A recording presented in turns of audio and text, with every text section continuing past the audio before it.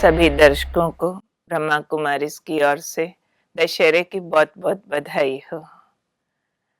दशहरा यानी 10 सिरों वाले रावण की मौत।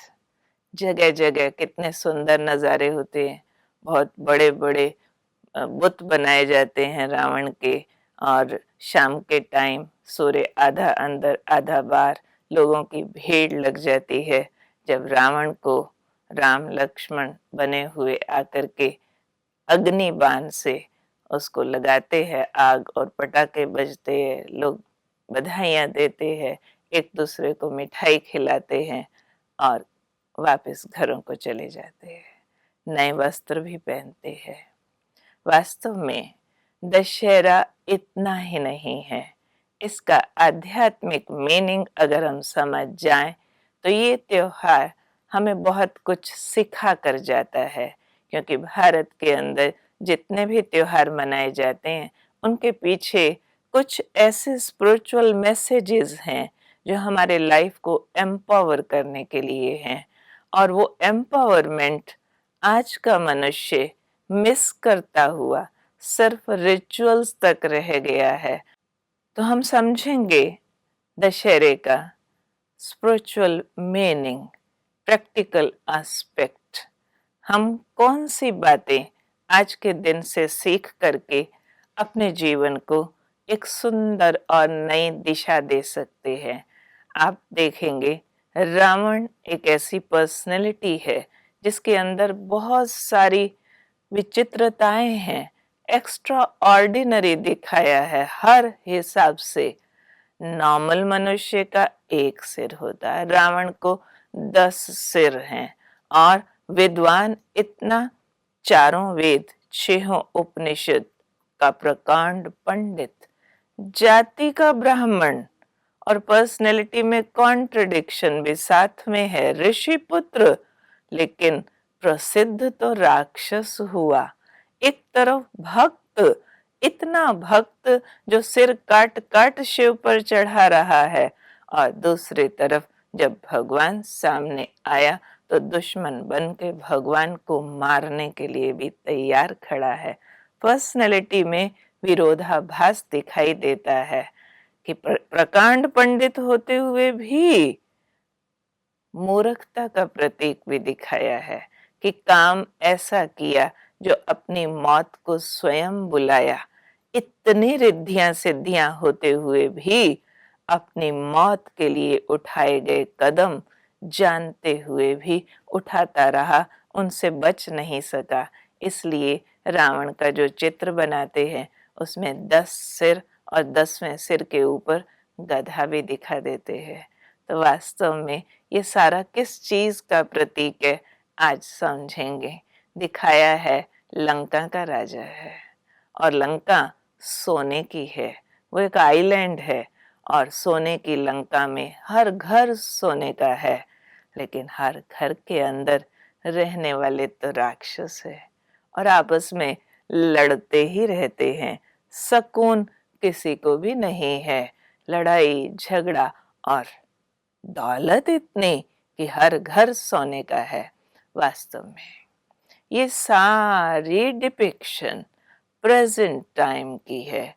ये कलयुग का अंतिम दौर दर्शाया गया है, और हर मानव की डिग्रेडेशन दिखाई गई है कि आज समाज के अंदर चारों ओर जो लड़ाई झगड़ा, पाप, अत्याचार, वॉयलेंस चारों तरफ जो दिखाई दे रहा है, इसका टोटल सिंबल ये रावण दिखाया है। ये आज की घटिया मानवता का प्रतीक दिखाया है कि इंसान की मानसिकता कितने हद तक गिर सकती है। देखिए जो दिखाए हैं 10 सिर, सच में तो हम सब समझ सकते हैं कि फिजिकली किसी को भी 10 सिर लगे हुए नहीं हो सकते। नहीं तो सिर जब तक बॉडी से कनेक्टेड ना हो तो जिंदा कैसे रहेगा? फिर कौन से सिर से खाएगा, कौन से सिर से बोलेगा? और हर ब्रेन के अंदर तो एक सोल रिक्वायर्ड होती है जो उसको जिंदा करती है, क्योंकि ब्रेन एक इंजन है। तो 10 सिर में 10 आत्माएं निवास करती हूँ, ऐसा भी नहीं था। वास्तव में 10 सिर मतलब आम इंसान से 10 गुना दिमागी शक्ति। इतनी अधिक दिमागी शक्ति थी जो 4 वेद 6 उपनिषद रट सकता था या फिर विज्ञान की चरम सीमा तक पहुंच सकता था, लेकिन अपना कल्याण नहीं कर सका। इसलिए गधा मूर्खता का प्रतीक दिखाया है।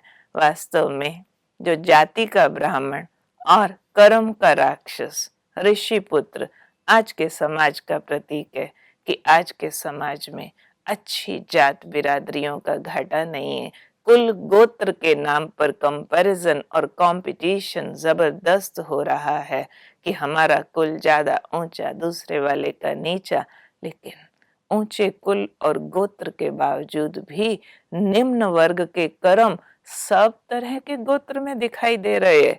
सबसे नीच जात होती है क्रोध की, लस्ट की, मांस मीट खाने की, शराब पीने की, जिससे बुद्धि भ्रष्ट होती है, ड्रग एडिक्ट हो जाने की, और फिर घरों में संबंधों में वायलेंस करने की। वो तो आज हर एक जात और बिरादरी में दिखाई पड़ रही है।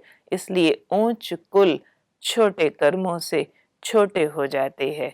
एक तरफ भगवान का भक्त और दूसरी तरफ जब भगवान से आमना सामना हुआ तो न पहचानने के कारण भगवान को भी मारने के लिए तैयार हो गया। ये कलयुग अंत के एकदम भ्रष्ट बुद्धि का प्रतीक है कि मानव आज पूजा भक्ति तो बहुत कर रहा है। मंदिर, गुरुद्वारों, मस्जिदों, सब तरफ चर्चिज हो या सत्संग हो या फिर टीवी चैनल्स पर जिस तरह के भी प्रवचन आते हैं, सुनने देखने जाने वालों की अत्यधिक भीड़ है। चढ़ावे चढ़ते हैं, रिचुअल्स होते हैं। उस सब के बावजूद भी जब स्वयं परमात्मा अपना एक मैसेज भेजते हैं कि हे आत्माएं, मैं आया हूं तुम्हारे पास और आकर के ये कहता हूं कि अब पवित्र बनो। अब जीवन में सुख शांति पाने के लिए मेरे बनो, मेरे साथ मन और बुद्धि को जोड़ो। तो लाखों लाखों लाखों लोग इस बात का मजाक उड़ाने लगते हैं और ईश्वरीय शक्ति को न पहचानते हुए ईश्वर के बजाय वो भौतिकता की डिमांड करने लगते हैं। मंदिर मस्जिदों में, गुरुद्वारों में जाकर के भी ये कहने से चूकते नहीं कि हे भगवान, तुझे तब माने जब तुम मेरा फलाना काम कर दे। तो वास्तव में भगवान से आज के मनुष्य को शायद भगवान नहीं चाहिए। भगवान से भी उनको दौलत चाहिए, जिसका प्रतीक दिखाया है कि रावण के पास सोने की लंका थी। वास्तव में रावण शब्द का अर्थ ही है रुलाने वाला। तो आज मेटेरियलिज्म बढ़ता जा रहा है। दुनिया में लोगों के पास धन की ताकत, साधनों की ताकत बढ़ती चली जा रही है, लेकिन मन तो सबके रो रहे हैं। क्यों रो रहे हैं? उनको रुलाने वाले अंदर के काम, क्रोध, ईर्ष्या, द्वेष, कंपैरिजन, कंपटीशन, इस तरह के जो छोटे छोटे इविल्स हैं, यानी अंदर के राक्षस है, जो उसको दुख का अनुभव करा रहे हैं। सोने के महलों में, बड़ी बड़ी कोठियों में, लग्जरीज में बैठा भी मनुष्य खुश नहीं है। इसलिए दिखाया है, रावण के पास अशोक वाटिका थी, लेकिन उस अशोक वाटिका जिसमें अपार वैभव था, उसमें बैठी सीता रो रही है। सीता यानी आत्मा अपार वैभवों के होते हुए भी दुख और अशांति का अनुभव कर रही है, क्योंकि अंदर से प्योरिटी नहीं है, इसलिए दुख और अशांति का अनुभव हो रहा है। तो वास्तव में इतनी सिद्धियां प्राप्त कर लेने के बाद भी रावण भी राम से डरा है और उसकी मौत होती है।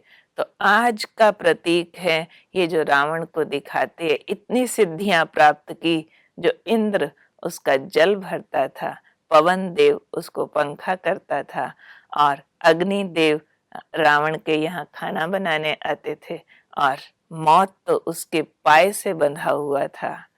तो ये आज के विज्ञान गर्वित मानवता का प्रतीक है। आज के मानव ने इंद्र देव को जल भरने पर मजबूर कर दिया है। सारा जल नल के माध्यम से हमारे घरों में आता है, जहां नल खोलो पानी ले लो। तो इंद्र देव को हम सब ने बांध लिया है, अग्नि देव को भी बांध लिया है। कहाँ लकड़ियां जला जला करके खाना बनाते थे, आज गैस में टक करो अग्नि देव प्रकट हो जाते और हमारा खाना बना के जाते हैं। और दूसरी तरफ पवन देव, फैन लगे हैं, एसी लगे हैं, बटन दबाओ, पवन देव आपको हवा करने आ जाते हैं, ठंडक देने आ जाते हैं। मौत को भी आज के विज्ञान ने पाए से बांध लिया है। वेंटिलेटर पर रखो, डेथ को डिले कर दो। नहीं तो कहा जाता था डेथ हैज नो कैलेंडर, पर डेथ भी अभी कैलेंडर्ड हो गई है। जब चाहे वेंटिलेटर उतारे और उसके बाद उसको डेड डिक्लेयर करे। क्वालिटी ऑफ लाइफ लो हो गई है, लेकिन इसकी क्वांटिटी बीमारियों को आगे आगे घसीट घसीट कर कितना भी बढ़ाया जा सकता है। वास्तव में ये रावण राज्य हो गया है, ये रावण राज्य की सिद्धियां हैं और पूरी धरती, पूरा ग्लोब लंका हो गया है। लंका दिखाते एक आइलैंड है, उसमें 3 हिस्सा पानी, 1 हिस्सा जमीन है। तो पूरे वर्ल्ड में 67% वाटर है, 33% सूखी जमीन है। तो हम सारे एक आइलैंड में बैठे हैं और इस आइलैंड में घर घर दौलत से भरता चला जा रहा है।